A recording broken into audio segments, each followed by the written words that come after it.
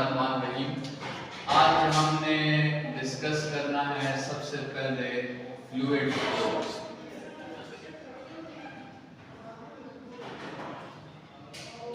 तो फ्लूइड में दो किस्म के फ्लोज होते हैं। एक को हम कहते हैं लैमिनार फ्लो और दूसरे को हम कहते हैं टर्बुलेंट फ्लो। दूसरा है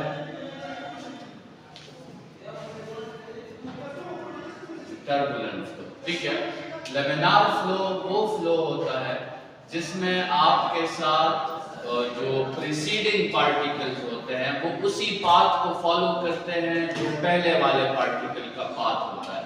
मतलब लेट्स सपोज आपके साथ ये लिक्विड के पार्टिकल्स हैं और पहला पार्टिकल इस पाथ से गया तो बाकी आने वाले पार्टिकल्स भी इसी पाथ को फॉलो करेंगे। अगर ऐसा हो तो ऐसे फ्लो को हम लैमिनार फ्लो कहते हैं या इसको हम कहते हैं स्ट्रीमलाइन फ्लो। Streamline flow. अच्छा, ये फ्लो इतना स्मूथ फ्लो होता है कि अगर आप इस फ्लो को देखो तो आपको वो लिक्विड रेस्ट में ही नजर आती है। और इसीलिए लॉज में जब भी हम कोई फ्लूइड रेस्ट में लेते हैं तो साथ में हम फिर लैमिनार मोशन भी वहां कंसीडर करते हैं, क्योंकि ये फ्लो जो है तहजीब वालों का फ्लो है। ठीक है, मतलब बेल हो जाए और जिस तरह वो नर्सरी क्लास के बच्चे होते हैं और सभी एक लाइन में जो है वो निकलना शुरू कर दें, तो ये लैमिनार फ्लो है। ठीक है, और एफएससी के बच्चों को बेल हो जाए तो कुछ खिड़कियों से चला के लगाते हैं, कुछ दरवाजों से जाते हैं, तो वो कौन सा फ्लो है? फिर वो टर्बुलेंट फ्लो है। मतलब आप कंसीडर करें कि जब तक आपके साथ मिसाल के तौर पे एक नलका है, उस नलके को आप खोलें तो जब तक वो नलके का पानी ग्राउंड के साथ नहीं टकराता तब तक वो किस मोशन में होता है? स्ट्रीमलाइन मोशन में।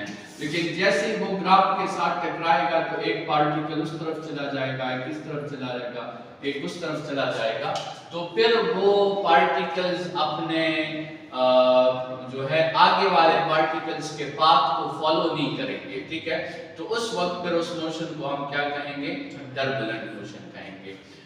फ्लूइड्स के लिए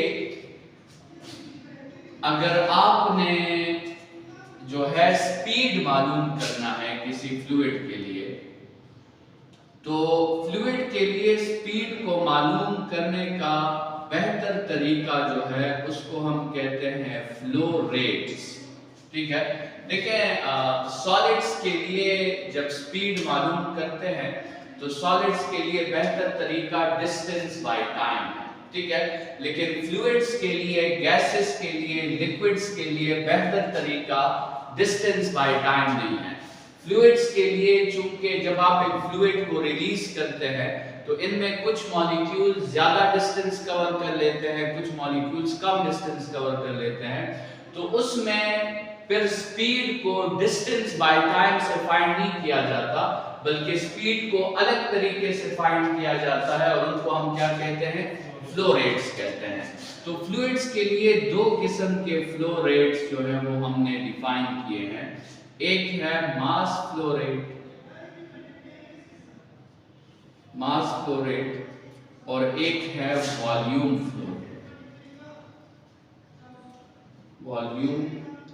flow rate. Mass flow rate को हम कैपिटल M से जाहिर करेंगे, वॉल्यूम फ्लो रेट को कैपिटल Q से जाहिर करेंगे। मास फ्लो रेट की डिफिनीशन होगी mass by time, volume flow rate की डिफिनीशन होगी वॉल्यूम बाय टाइम।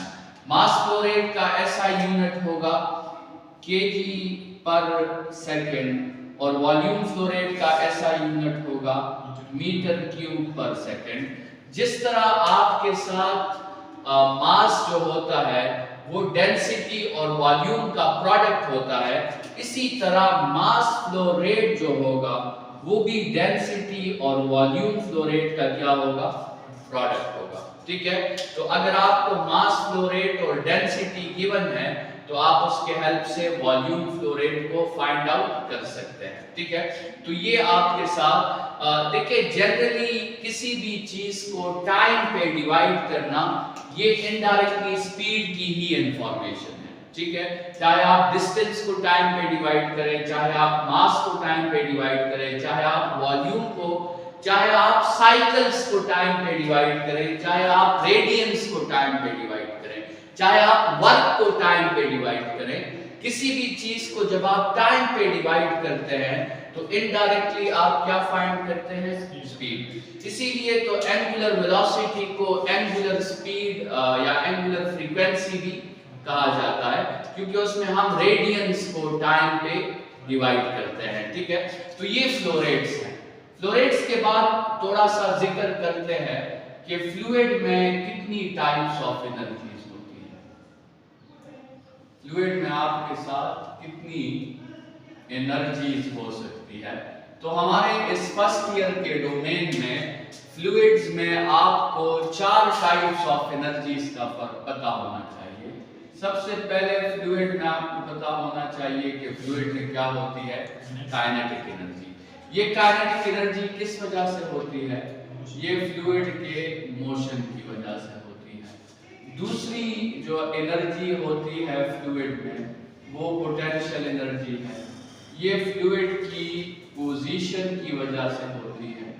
तीसरी जो पोटेंशियल एनर्जी है वो इंटरनल एनर्जी है, इंटरनल एनर्जी फ्लूइड के टेम्परेचर की वजह से होती है। और चौथी जो एनर्जी है वो बहुत इंपॉर्टेंट एनर्जी है, उसको हम कहते हैं फ्लो वर्क, ठीक है। और फ्लो वर्क इसकी डिफिनीशन ये है कि the amount of work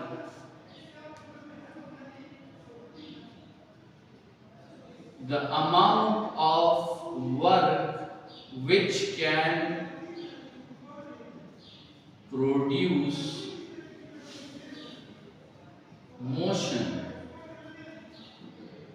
in a static fluid।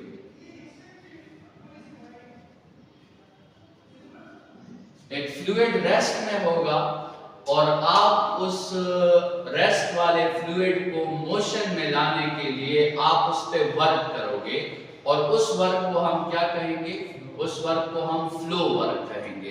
इस फ्लो वर्क का फॉर्मूला जो है वो आपके साथ है P1 V1 minus P2 V2, जिसमें P प्रेशर है और V इसमें वॉल्यूम है। फ्लो वर्क का फॉर्मूला आपने क्या यूज करना है, P1 V1 minus P2 V2। Let's suppose ये पाइप है और इस पाइप में एक फ्लूइड है और वो रेस्ट में है, और ये पाइप का फ्लूइड का लेयर 1 है और ये वो आखिरी लेयर जो है वो लेयर 2 है। हम क्या करते हैं, हम इस पाइप के लेयर 1 पे एक फोर्स अप्लाई करते हैं और इसकी वजह से ये लेयर 1 क्या करता है, ये आगे की डायरेक्शन में डिस्प्लेसमेंट करता है। इसको F1 कह दें, इसको D1 कह दें। लेकिन ये लेयर 2, जब लेयर 1 इस लेयर 2 को पुश करेगा आगे की डायरेक्शन में, तो ये लेयर 2 हम पे एक अपोजिंग फोर्स अप्लाई करेगा, लेकिन मूव ये फॉरवर्ड डायरेक्शन में ही करेगा। तो मतलब यहाँ जो वर्क हो रहा है वो पॉजिटिव वर्क है, यहाँ जो वर्क हो रहा है वो उस लिक्विड की ऑपोजिशन है, तो ये वो नेगेटिव वर्क है।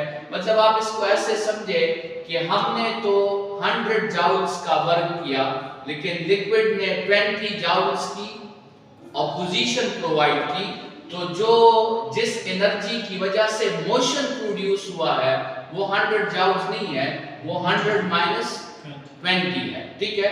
और फिर इस फोर्स की जगह हम प्रेशर इनटू एरिया लिख लेते हैं और एरिया इनटू डिस्टेंस की जगह फिर वॉल्यूम आ जाता है। तो मतलब ये फॉर्मूला ज़हन में याद रख के इसको प्रूव करने की जरूरत नहीं है। प्रूव अगर करना भी है तो सिंपल सा इसका प्रूफ है कि वर्क यहाँ पे जो हो रहा है वो F1d1 प्लस F2d2 है।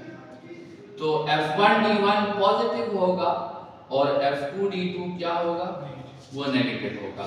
फिर F1 की जगह हम P1A1 लिख लेते हैं और F2 की जगह P2A2 लिख लेते हैं, और ये A1D1 वॉल्यूम 1 के इक्वल है और A2D2 वॉल्यूम 2 के इक्वल है। तो इसको हम कहते हैं फ्लो वर्क, ठीक है। अच्छा, फिर इसके बाद हमारे साथ जो है बर्नूलीज प्रिंसिपल।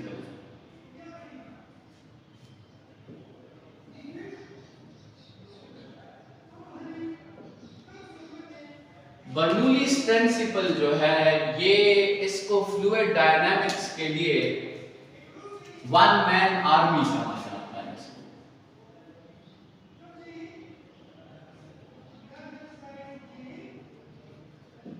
ये बहुत स्ट्रॉन्ग इक्वेशन है फ्लूइड डायनामिक्स के लिए। आपका जो पास्कल प्रिंसिपल है वो भी इसी बर्नूलीज प्रिंसिपल से निकलता है, जो आर्शिमिडियस प्रिंसिपल है वो भी इसी से निकलता है, इक्वेशन ऑफ कंटिन्यूटी भी इसी प्रिंसिपल से निकलती है। तो मतलब ये बहुत स्ट्रॉन्ग और बहुत एक, आप इसे कॉम्प्लेक्स इक्वेशन कह सकते हैं। फ्लूइड डायनामिक्स का हर मसला जो है ये बर्नूलीज इक्वेशन आपके लिए सॉल्व कर सकता है। बर्नूलीज इक्वेशन असल में है क्या, ये law of conservation of energy.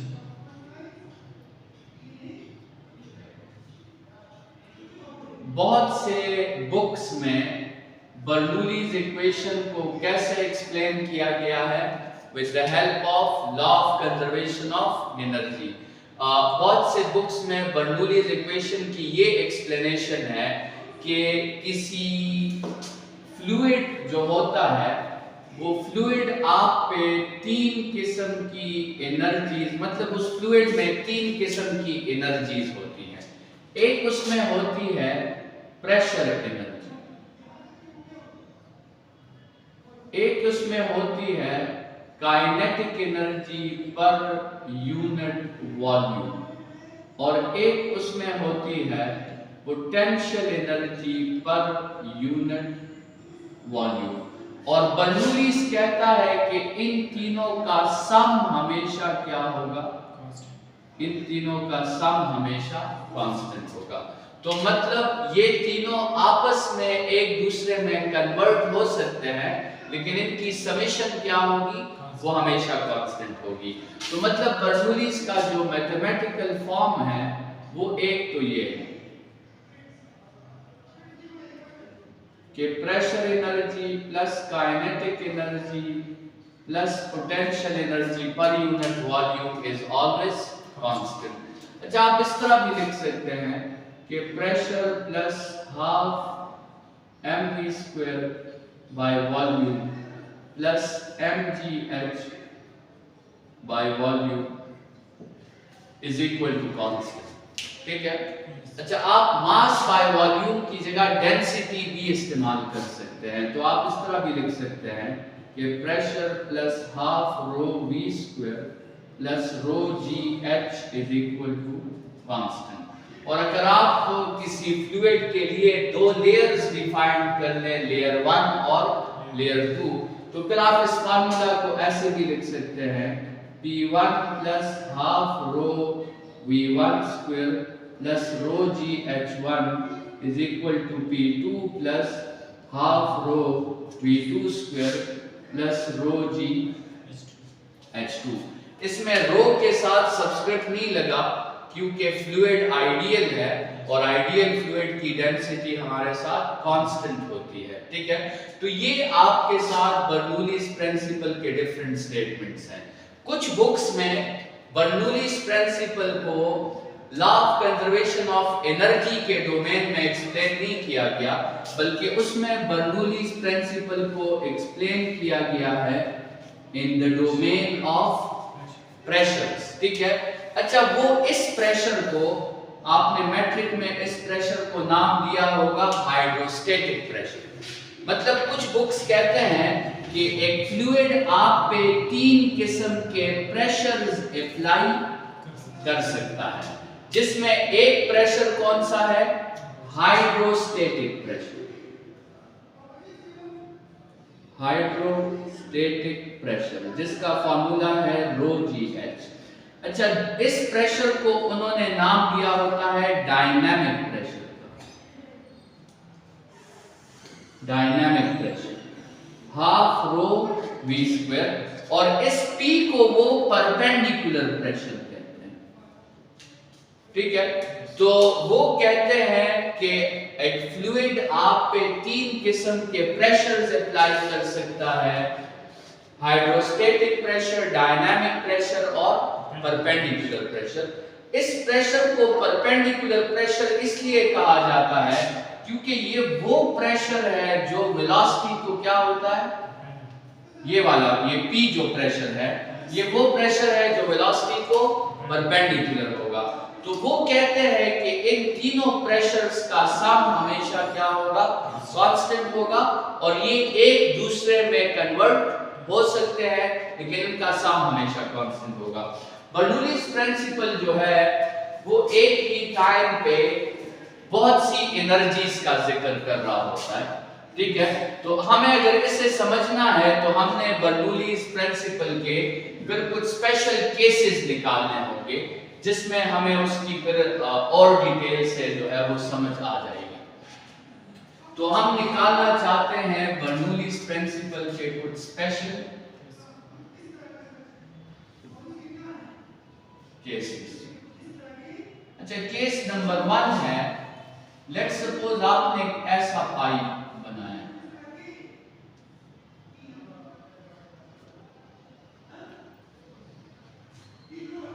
जिसमें लेयर 1 की और लेयर 2 की हाइट क्या है, सेम। तो जब हाइट सेम होगी तो पोटेंशियल एनर्जीज दोनों साइड से कैंसल आउट हो जाएंगी। तो आपके साथ बर्नौलीज का जो स्पेशल केस आएगा वो pressure energy plus kinetic energy is equal to constant. मतलब अगर प्रेशर एनर्जी बढ़ेगी तो काइनेटिक एनर्जी कम होगी, और अगर काइनेटिक एनर्जी बढ़ेगी तो प्रेशर एनर्जी कम होगी। ये बहुत इंपॉर्टेंट रिजल्ट है बर्नौलीज प्रिंसिपल का, और ये रिजल्ट कहता है कि वो फ्लूइड जो स्लो मोशन में होगा, वो फ्लूइड जो किस में होगा, स्लो मोशन में होगा, तो वो हाई प्रेशर अप्लाई करेगा, और वो फ्लूइड जो फास्ट मोशन में होगा वो क्या अप्लाई करेगा, वो लो प्रेशर अप्लाई करेगा। जितना आप फ्लूइड की काइनेटिक एनर्जी को डिस्टर्ब करोगे उतना फ्लूइड आपकी काइनेटिक एनर्जी को डिस्टर्ब करेगा। आपके साथ जो बर्नौलीज प्रिंसिपल का ये एप्लीकेशन है कि प्रेशर और काइनेटिक एनर्जी में क्या है, इनवर्स रिलेशन है। बर्नौलीज प्रिंसिपल के इस एप्लीकेशन पे आपके साथ इंजीनियरिंग का एक पूरा ब्रांच है जिसको कहते हैं एरोफॉइल इंजीनियरिंग। एरोफॉइल इंजीनियरिंग में हम करते क्या है कि हम व्हीकल्स को, बॉडीज को ऐसा शेप देते हैं, उन्हें ऐसा डिजाइन देते हैं कि आपके साथ फ्लूइड उन बॉडीज को अपोज करने के बजाय उस बॉडी के मोशन को सपोर्ट करने लग जाए। तो ऐसे डिजाइन्स देने के लिए जो स्टडी है उसको एरोफॉइल इंजीनियरिंग कहते हैं। जैसे मिसाल के तौर पे फर्ज करें अगर हम किसी हेलीकॉप्टर का ऐसा डिजाइन बनाएं,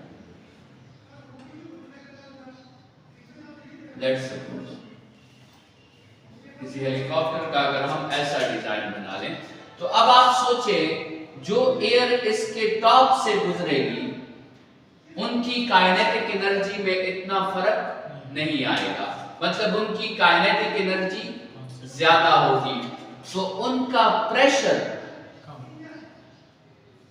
कौन सा प्रेशर? परपेंडिकुलर प्रेशर, वो प्रेशर कम होगा। अच्छा, जो एयर इसके नीचे से गुजरेंगी उनकी काइनेटिक एनर्जी पे भी इतना फर्क नहीं आएगा, तो उनका प्रेशर भी क्या होगा? कम होगा। लेकिन आपने यहाँ पे एक विसिनिटी बना दी, एक ऐसी जगह बना दी जिसमें एयर रिलेटिवली इस स्पीड और इस स्पीड के मुकाबले में क्या होगा? स्लो होगा। अब जब स्पीड उसकी स्लो होगी तो प्रेशर उसका, तो इसका प्रेशर क्या होगा? इसका प्रेशर ज्यादा होगा। तो ठीक है, इस हेलीकॉप्टर के ऊपर जाने में ज्यादा हाथ पेट्रोल या केमिकल एनर्जी का भी होगा, लेकिन कुछ हाथ इस शेप की वजह से फ्लूइड भी कुछ ना कुछ हेल्प आपके साथ करेगा इस हेलीकॉप्टर को ऊपर पुश करने में। ठीक है, तो ये जो एरोप्लेन के विंग्स होते हैं, इसको भी आपने देखा हो तो ये थोड़े से इंक्लाइंड होते हैं। उस इंक्लाइंड होने का रीजन ही ये है कि ऊपर का एयर भी स्ट्रीमलाइन मोशन करता हुआ जाए, नीचे का एयर भी, और जो इंक्लाइन के पीछे जो जगह है उसमें वो एयर रिलेटिवली स्लो स्पीड में हो और वो उस प्लेन के विंग्स पर क्या अप्लाई करे? ज्यादा प्रेशर अप्लाई करे। ठीक है, यही वजह है आपके सामने से जब मोटरवे पे कोई तेज गाड़ी गुजरती है तो आप पे पीछे से एक जर्क अप्लाई होता है। ठीक है, तो वो इसलिए क्योंकि इनिशियली तो सामने और पीछे वाला एयर दोनों रेस्ट में है, तो दोनों का प्रेशर सेम है। लेकिन जब सामने से गाड़ी गुजरती है तो वो सामने का एयर मोशन में आ जाता है और पीछे का एयर वही रेस्ट में है, तो मूविंग एयर तो फिर आप पे ज्यादा प्रेशर अप्लाई नहीं करता, और पीछे वाला एयर जो कि रेस्ट में है वो तो उतना ही प्रेशर अप्लाई कर रहा है, तो आप पे प्रेशर डिफरेंस आ जाता है, और प्रेशर डिफरेंस की वजह से आप पे फोर्स एक्ट करता है from high pressure to low pressure. ठीक है, अच्छा, यही वजह है कि हम अक्सर दरवाजा बंद कर देते हैं तो जो कर्टन्स होते हैं वो कर्टन्स एक जर्क आते हैं, या एक दरवाजा बंद कर लेते हैं दूसरा खुल जाता है। ठीक है, तो इसमें भी यही प्रिंसिपल है कि एक कर्टन के पीछे वाला एयर है, एक कर्टन के आगे वाला एयर है। आगे वाला एयर जो है वो दरवाजे के मोशन से वो मोशन में आ जाता है, और पीछे वाला एयर उसी तरह रेस्ट में होता है, तो जो रेस्ट में होता है वो ज्यादा प्रेशर अप्लाई करता है। हम जब यूनिवर्सिटीज में थे इंजीनियरिंग में, तो एक दिन हमारे सर एक वो क्या कहते हैं उसको, फनल कहते हैं इसको, फनल लेके आए और उस फनल में एक पिंग पोंग बॉल जो है वो डाल दिया, और हमसे कहा कि कौन जो है जिसको अपने गुर्दों पर यकीन हो और वो इस फनल के थ्रू एयर को पुश करे और इस बॉल को ऊपर उठा दे। तो बहुत से लोगों ने ट्राई किया और ये बॉल जो है इस फनल से ऊपर नहीं गया। अलबत्ता जब एक स्टूडेंट ने एयर को पुश करने के बजाय सक किया, एयर को अपनी तरफ खींचा, फिर ये बॉल ऊपर चला गया। अब इसको आप जरा समझने की कोशिश करें। जब आप एयर को मूव कराओगे तो वो एयर इस स्मॉल रीजन से बाहर की तरफ निकलेगा। अब इक्वेशन ऑफ कंटिन्यूटी कहती है कि जब आप एरिया को स्मॉल करते हो तो स्पीड बढ़ जाती है, तो ये यहाँ पे स्पीड कम है तो प्रेशर क्या होगा, सॉरी स्पीड ज्यादा है तो प्रेशर कम होगा। लेकिन इस विसिनिटी में जो एयर है, इस विसिनिटी में, वो तो इसके मुकाबले में उसकी स्पीड कम है। जब उसकी स्पीड कम है तो उसका प्रेशर क्या होगा, उसका प्रेशर ज्यादा होगा। तो जितना आप इसको जोर से एयर को पुश करोगे, इस बॉल पे अपवर्ड थ्रस्ट अप्लाई नहीं होगा, इस बॉल पे डाउनवर्ड थ्रस्ट अप्लाई होगा, और ये बॉल पुश करने से कभी भी आपके साथ जो है वो ऊपर नहीं जा सकती, वो नीचे की तरफ जोर करेगी। अच्छा, यहाँ पर जो प्रेशर डिफरेंस क्रिएट होता है due to what, due to the difference in kinetic energy या due to the difference in speed. उस प्रेशर डिफरेंस का फार्मूला है half rho V1 square minus V2 square. और इस प्रेशर डिफरेंस की वजह से जो फोर्स एक्ट करेगी, तो फोर्स का फार्मूला तो होता है प्रेशर डिफरेंस इनटू एरिया। तो आप इसी के साथ एरिया को मल्टीप्लाई करेंगे, V1 square minus V2 square. तो इस फार्मूला से आपके डायरेक्ट क्वेश्चन आ सकते हैं। आपको स्पीड्स गिवन हो सकती है और डेंसिटी गिवन हो सकती है, और आपसे मांगा जा सकता है कि what is the pressure difference या what is the force exerted from high pressure to low pressure. अच्छा, अगर हम किसी पाइप का ऐसा डिजाइन बना लें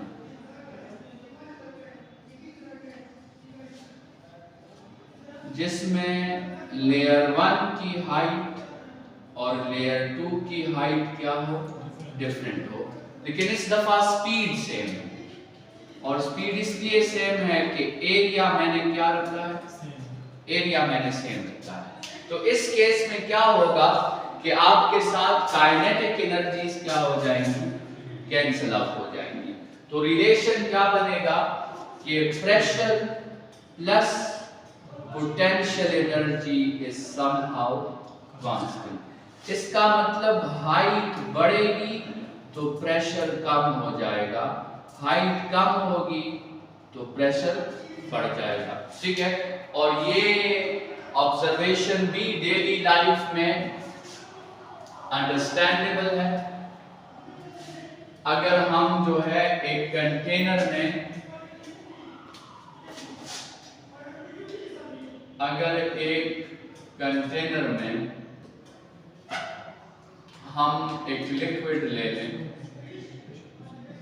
और उस कंटेनर के डिफरेंट पोजीशंस पे हम होल्स कर दें, ठीक है, तो जिस होल की हाइट सबसे ज्यादा है उस होल से लिक्विड उतने प्रेशर से नहीं निकलेगा, और जिस लिक्विड की हाइट कम है उससे लिक्विड ज्यादा प्रेशर से निकलेगा, और जिसकी हाइट सबसे कम है उससे लिक्विड जो है हाईएस्ट प्रेशर से निकलेगा।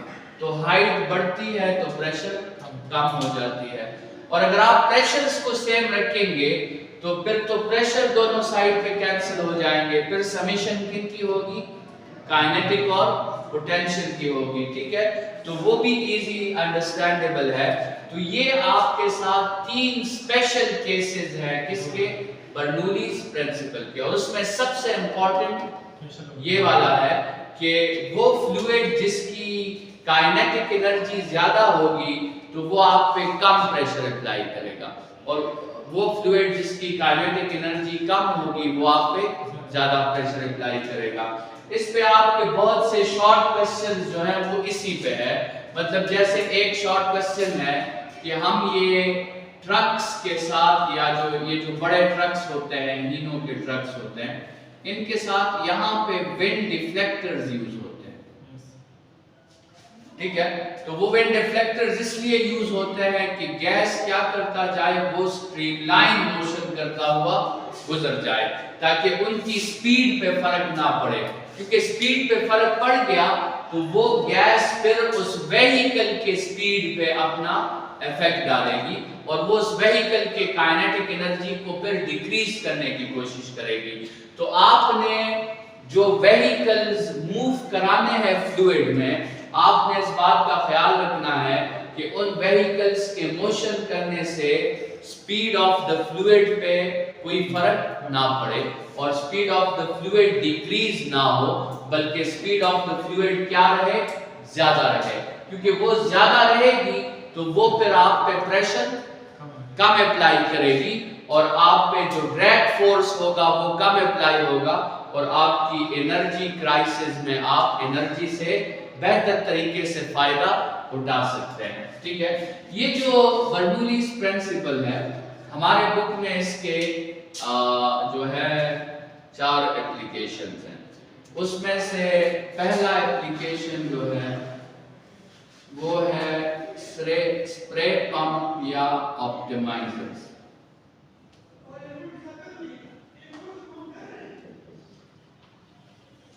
ये जो नॉर्मली हम ये ये स्प्रेज यूज करते हैं, ठीक है, तो उसमें जो लिक्विड का निकलना है उस नोजल से, उसमें इक्वेशन ऑफ कंटिन्यूटी भी इन्वॉल्व है और उसमें बर्नूलीज इक्वेशन भी इन्वॉल्व है।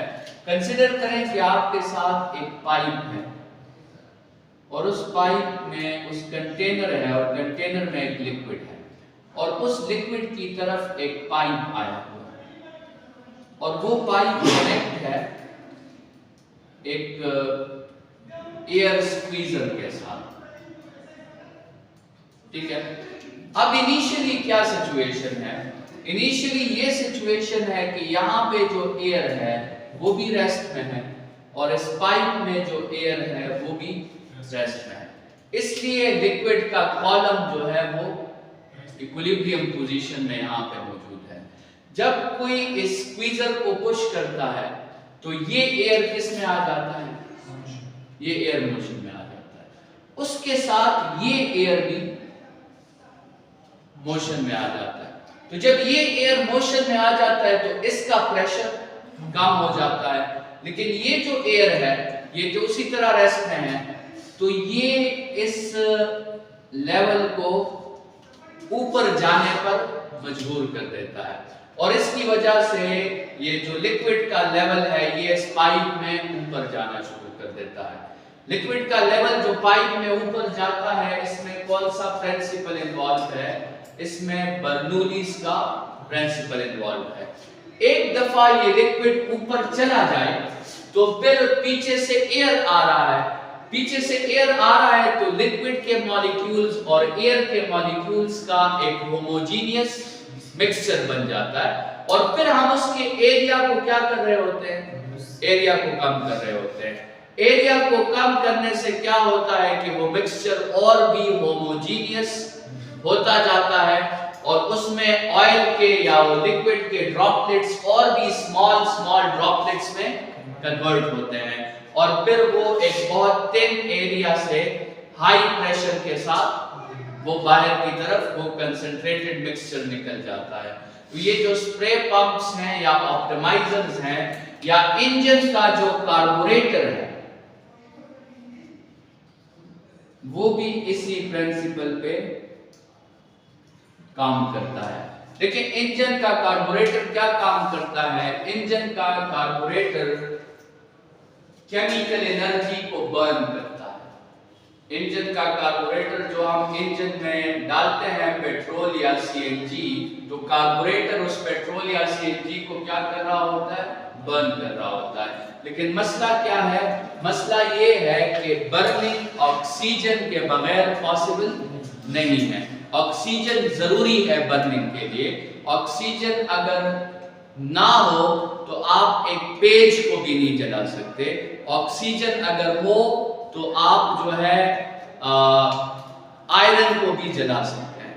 In the excess amount of oxygen आप किसी भी चीज को जला सकते हैं। ऑक्सीजन ना हो तो आप एक माचिस की तीली भी नहीं जला सकते। इसका एक एक्सपेरिमेंट होता है डेली लाइफ में। हम उस कैंडल के ऊपर उल्टा ग्लास रख देते हैं तो जिसकी वेसिनिटी में ऑक्सीजन खत्म हो जाता है वो कैंडल खुद ब खुद बुझ जाता है। हम जो ये आग पर पानी डालते हैं तो ये आग पानी की वजह से नहीं बुझती। ये आग इसलिए बुझती है कि पानी की वजह से एटमॉस्फेयर और उस आग का कांटेक्ट खत्म हो जाता है।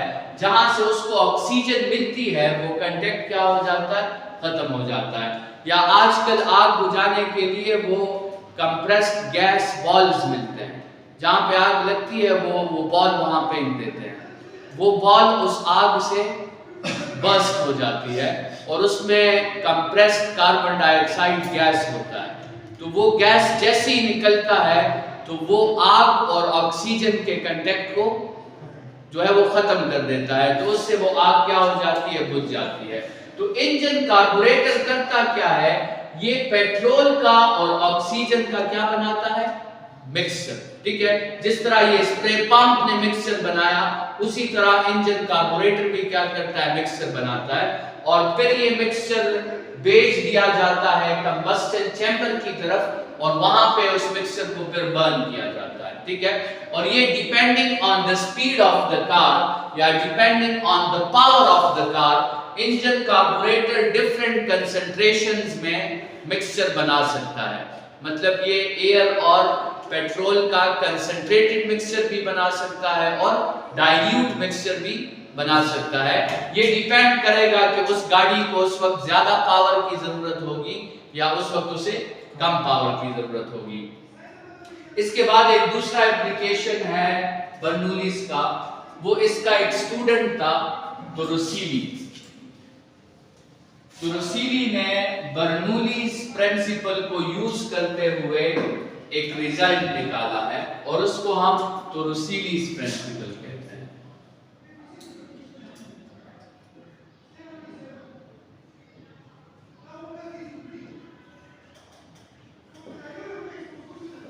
अच्छा, टोरोसिली ने कहा कि फर्ज करें अगर आपके साथ एक कंटेनर है और इस कंटेनर में एक लिक्विड है और उस लिक्विड के टॉप पे मैं पार्टिकल रख दूं या इस लिक्विड के टॉप पे एक मॉलिक्यूल मैं कंसीडर कर लूं और यहां पे मैं एक स्मॉल सा होल कर दूं, तो ये मॉलिक्यूल जब इस होल से निकलेगा तो इस मॉलिक्यूल की स्पीड होगी अंडर द रूट 2gh और h जो है ये सरफेस और उस होल के दरमियान क्या है, इंटरवल है। ये टोरोसिली इसको स्पीड ऑफ एफ्लक्स कहते हैं।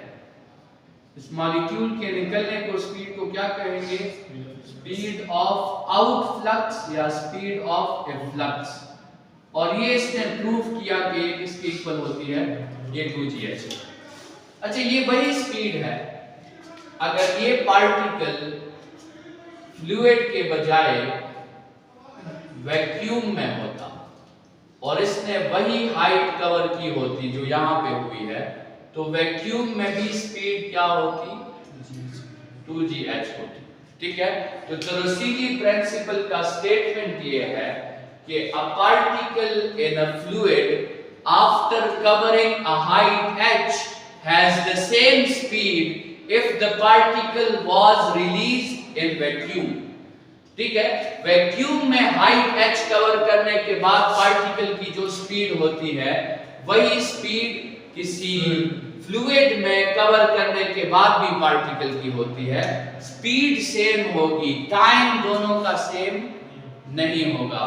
टाइम इसका सबसे लीस्ट होगा, उसका टाइम ज्यादा होगा। ठीक है, तो ये फॉर्मूला याद रखें, इस पे डायरेक्टली क्वेश्चन आ सकते हैं।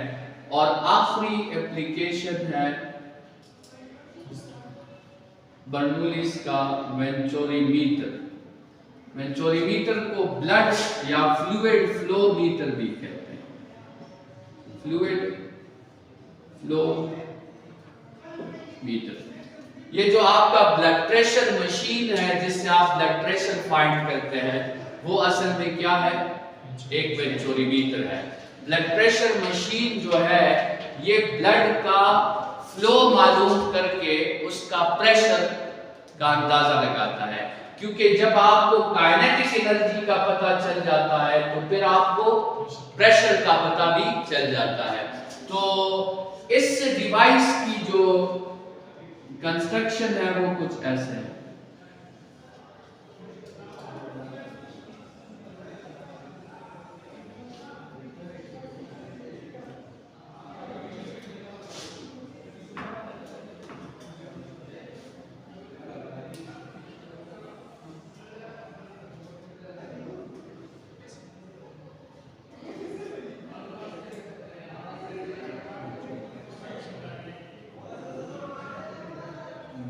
अच्छा, इस कंस्ट्रक्शन में सबसे पहली चीज जो है वो इस लेयर 1 के ऊपर एक वर्टिकल कॉलम होता है, लेयर 2 के ऊपर एक वर्टिकल कॉलम होता है। लेयर 1 के ऊपर जो वर्टिकल कॉलम होता है उसमें लिक्विड की हाइट ज्यादा होती है और लेयर 2 के ऊपर जो वर्टिकल कॉलम होता है उसमें लिक्विड की हाइट कम। ये क्यों है ऐसा? लेयर 1 में आपके साथ स्पीड कम है क्योंकि एरिया ज्यादा है, स्पीड कम है तो प्रेशर ज्यादा है। लेयर 2 में स्पीड क्या हो गई, तो परपेंडिकुलर प्रेशर कम हो गया। ठीक है, तो इस वजह से लेयर 1 और लेयर 2 के लिक्विड हाइट्स में आपको फर्क नजर आ रहा है। यहां से पहले से यहां पे स्केल बना और इस पे भी पहले से स्केल बना होता है। आपने इसकी हाइट मालूम की, इसकी हाइट मालूम की, फिर दोनों को माइनस कर दिया, तो दोनों को माइनस करने से आपके साथ क्या चीज आ जाएगी, h।